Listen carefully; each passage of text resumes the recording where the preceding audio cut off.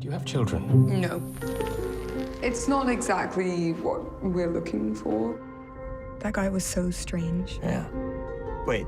No, I don't think this is the right way. Yeah, this is the way we came in. Number 9 again. Did we just do some kind of loop? This is already. Welcome to another episode of the Movie Club. My name is Trae D. Price, and joining me, of course, is Mr. Shakis Moore. And we are talking about Vivarium. Shakis, start us off, man. What are your thoughts? Give your errant musings. Oh, no. I didn't think this is where it was going to go. Ow. I didn't intend for it to be that loud. I do apologize. Silly Trey, you knew what was going to happen. Oh my God, what the fuck was this? What the fuck was this? I don't know. People. Okay, so first off, let's give a little backstory as to the film that we're watching, Vivarium, because of course this is another sort of indie film. At least that's how it feels like, up until a certain point. Actually made by, if you listen to our last movie club episode or the one that comes next to this, I don't know, depending on how we do this. But Sea Fever is also made by one of the companies that did Sea Fever. So it's really interesting to see how this company putting out these two very different films.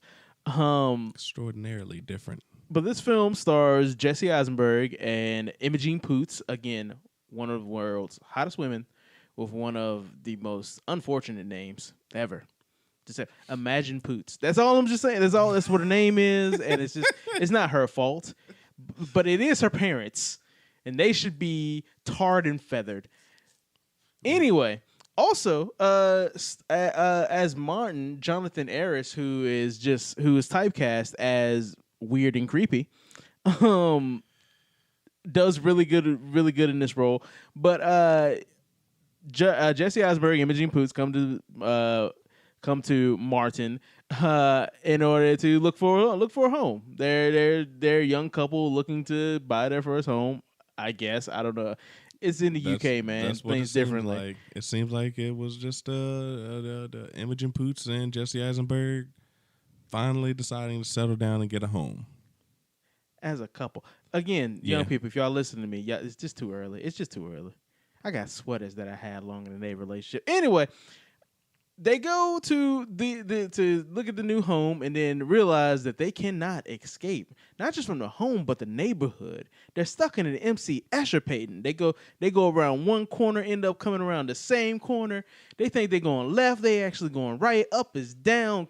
Cats and dogs living together. It is disorientating, and that is most of where the thriller in this thriller comes from. Is honestly, I don't know how you felt about it. And for the look on your face, you don't either, because it's such. I don't know how to describe this movie except for plain. Or, no, not plain. Bland. Mundane or bland. But yeah, mundane as well. But being true to that mundaneness, like the movie to me. Here we go. That potential. The movie says to me. Yes, of course. But looking at it's there's a certain point where it kind of clicked to me, because it's obviously like a thriller based around a couple moving too fast, maybe having a baby by wedlock, stuff like that. Mm-hmm. Ended up being stuck with each other for the rest of their lives, right? Yep. And that didn't hit me until the point where Jesse Eisenberg had ema of the little freaky baby they had to raise, and was just like putting this mother trucker in the car, and then get off, Jimmo, that ain't no baby, and don't call it a him, it's an it. And at that point, and I don't know if it changed for you, but for me, it changed from them, like the house being the house and the baby and the whole situation being the enemy, to Jesse Eisenberg turning into every abusive father, abusive husband, like him becoming the enemy and Gemma and the baby being the victims in the situation. And it was a really clear change. Like it was a visible change, but it was also an emotional change. And I didn't expect it out of a movie that's so dang mundane. I'm locking it up. I'm gonna start. Tom, Gemma, stay!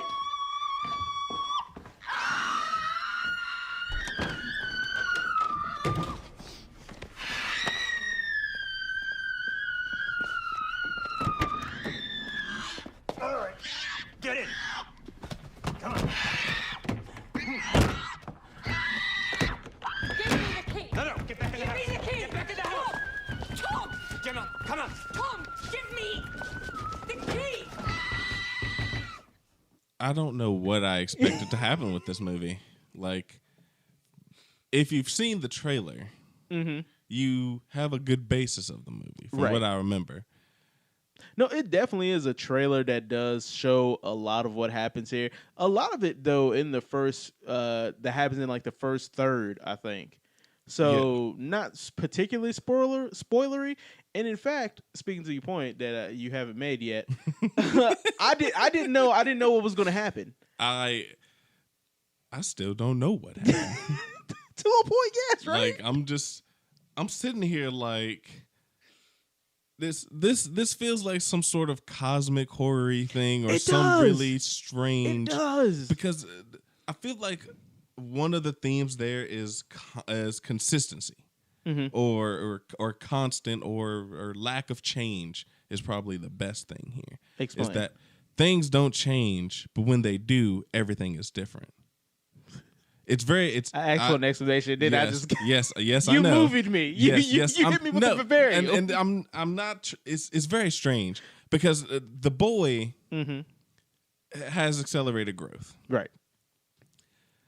And I didn't get to like the final number of how long it was from the last time they measured him. I think I saw 200 some days, maybe not even. Not even a full year of real time of Earth time.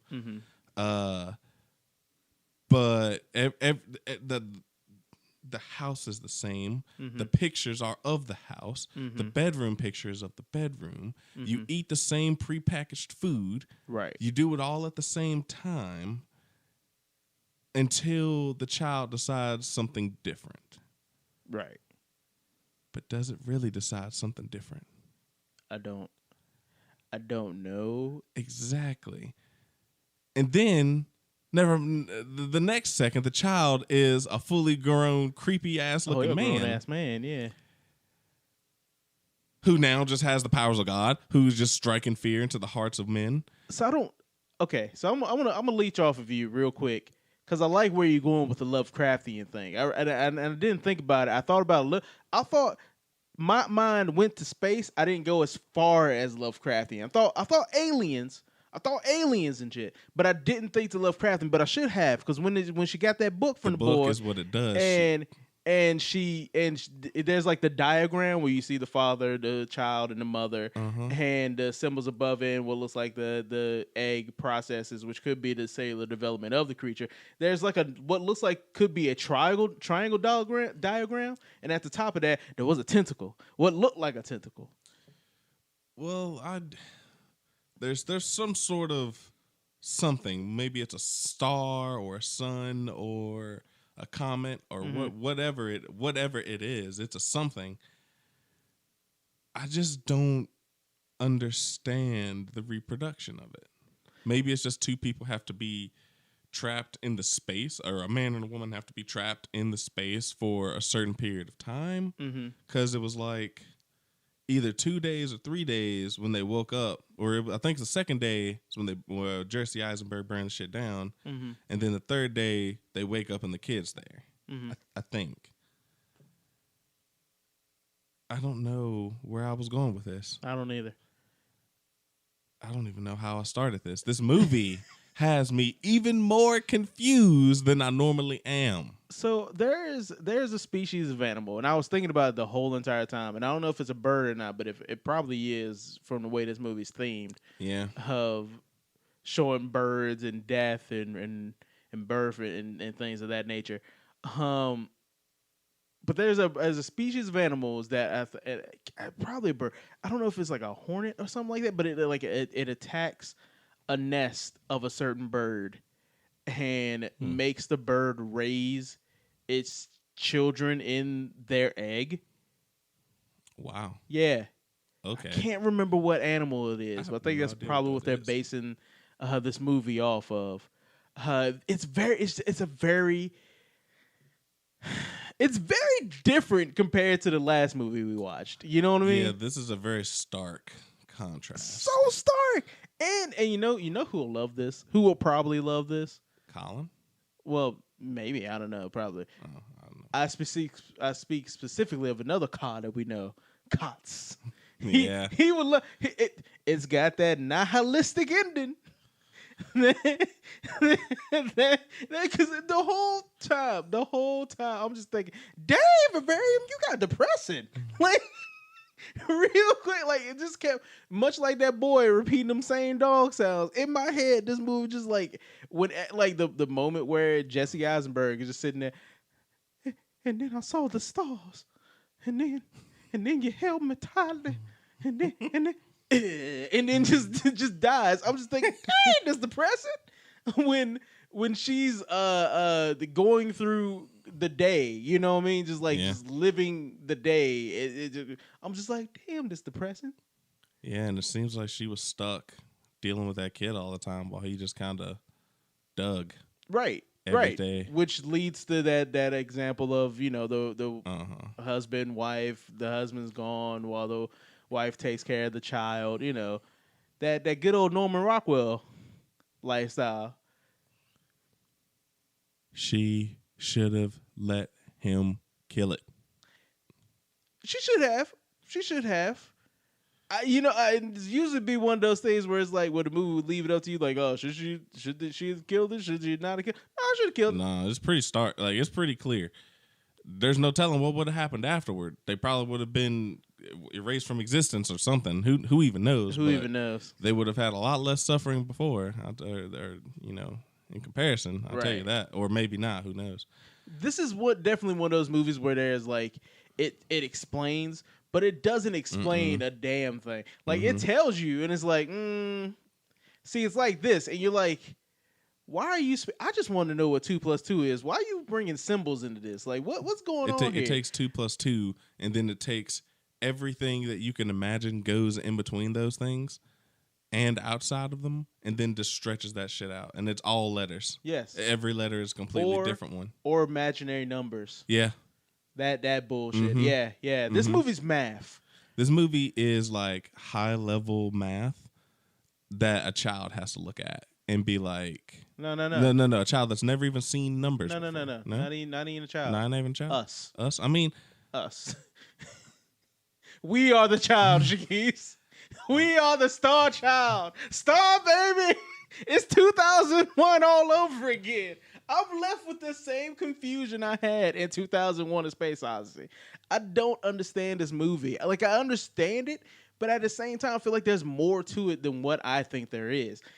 And then there's the part where she's falling through, where reality just goes into different shit. She goes into 3 different worlds, and they all have their own color to them. Like the first one she goes into is red, and I think she goes into green and blue. Yeah, it's RGB. So it's primary colors, but I don't know what that really means. No idea. Like, that's what I'm saying. And like, there's something there, but I don't know what.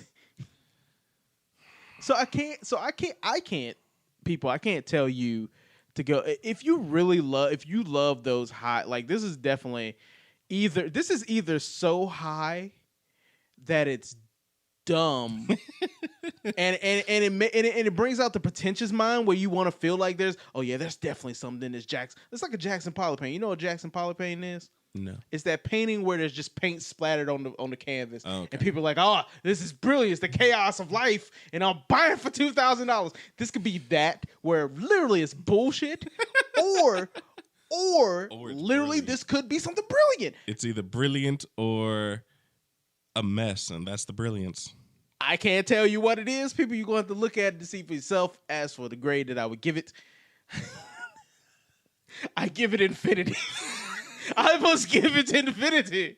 For I understand not what goes on here, but it understands me, Shakis. It understands me and my worries. It understands my fears. It understands my hopes. It understands me. So what do you give it? No, I'm just playing. That was good. That was actually good. If you had played through, if you had just sold it, I couldn't do it. It was too funny. Sacrifice it was me. too funny. Sacrifice It was too these funny. ears, bro. Oh man, no. But I will say that this movie is. I don't. And this movie is a circle. I give it a circle out of 10. Okay. Give it a circle out of 10. Yes. Before I had this thought, I had a question mark out of 10. Oh. Both acceptable somehow. The judges say both acceptable. I have nothing. I have nothing else really to say. You gotta say something, man. The shots look really nice. It's really par for the course until things start getting weird with the reality bending and colors. Right. I just want to understand one point. What's that? I just want one. Oh, you just want to them. understand a point. A single one. I get that. I get that. Would be enough for me to be like, okay, that's enough for me. But I get nothing. No. I lose. You do. Good day, sir. I will say one thing that's not extremely vague and uninteresting. Okay. The acting was really good here. It was. Like watching them. This is gonna sound really strange. People don't think of me anyway. But watching them go from happy, excited, youthful couple to in 2 days or 3 days time or whatever, ready to give up, hope, just trapped and devoid of any sense of what the fuck is this world that we now live in, was real good. The movie feels like it's really monotonous and boring, but there's a lot of things going on, I feel like. But mostly the acting is very, very, very nice. And the makeup. The makeup is actually really good. Oh, here. yeah. Really good. A lot here of there's some good effects that we haven't talked about here. One in specific is the only one visual effect one practical effect I'd have to imagine practical is really good that they're doing here. Which again made me think I was going to see more, and then I don't, and I'm just like I'm confused. Anyway, no, but to speak on your point though, I think that is what elevates this above the riffraff. Is that those movies that are more than just it stays within its genre. Like this could have just been like a Pleasantville type horror film, or Invasion of the Body Snatchers type of deal. But it goes beyond that. It's like a horror film. It's like a Lifetime television movie contained within a cosmic horror film. And I think that mundane is that level of truth almost helps us like stay within the moment. For me, it was a bunch of the mystery of what's going on that carried me through the movie, because I want to know what was going on, and the fact that it never gave me that, it gave me something, but it didn't give me that. So I feel both upset, but also like whelmed. I don't know. I think that kind of levels this up for me. This movie satisfies me because I feel like I would watch it again. I feel like I would have a good time watching it again. But I feel like if I wanted to analyze this movie, I would probably end up like Gemma. Yeah. Or Tom. Or even Martin. Speaking of, last thing, and then we're gonna close up shop. I'm disappointed about one thing in the movie. Tell me. So we've seen the trailer, seen the movie, kind of knew where this was going to go, right? Uh-huh. I expected the boy to grow up and look like Martin. And just have this kind of be like a cyclical thing, like you said, like with his the face and everything. Continuity, Yeah. And it didn't. And I'm disappointed in that. You lose one mark, so negative infinity. Infinity minus one. Minus one. Tell us how that works, please. It works, Shakis. It just works. I'm not saying it doesn't. I just want someone to show us the math. It works.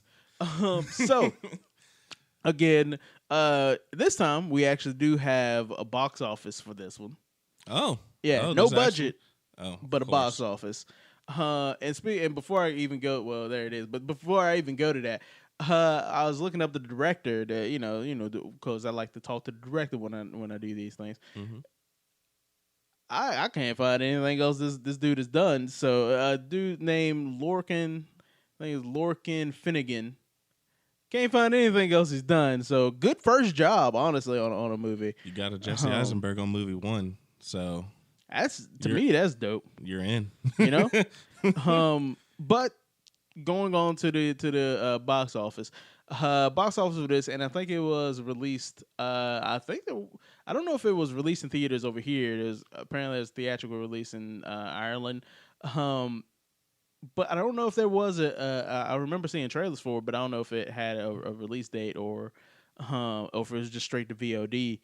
But it did get a budget of $123,044, which is a very specific number, which means it did not get to a lot of places. But that, it released late from what I remember, so it could have gotten wrapped up in the COVID mess, and being immediately shot to VOD releases, which is unfortunate. Don't really know how that'll fare for these films or a lot of films that are coming on in this time. But with that said, you can catch Vivarium on YouTube, Google Play, Vudu, and Amazon Prime. And I do, again, just like I did for Sea Fever, do highly recommend watching this film. Honestly, watch with your loved one. Wives, watch with your husbands, and then look them in the motherfucking eye. But the question, there's too many questions. The question is, what thing are they looking for specifically? The wife? Yeah. Unattentiveness, any type of hash holder. Because there are moments in this movie where Jesse Eisenberg is a dick. Yeah, he's a dick in this movie a lot. He's a dick. He's a dick a lot. So I'm just saying, wives, look at your husbands and just watch. You gotta watch. Free, run to the locks and throw away the keys and All we wanted run you. was a home.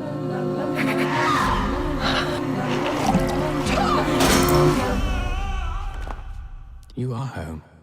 Thank you for listening to the podcast. Make sure that you check out the other shows that we have on the Facebook, the other main podcast that comes out every other Tuesday. Make sure you leave a like, share it with your friends and your family. Go check out our YouTube where we have content from other Production 1200 works. And make sure you follow us on the Instagram. We post sometimes there. We'll do more. We'll try. Maybe. Like us on iTunes podcast, rate and review. Give us them 5 stars. And we'll see you next time.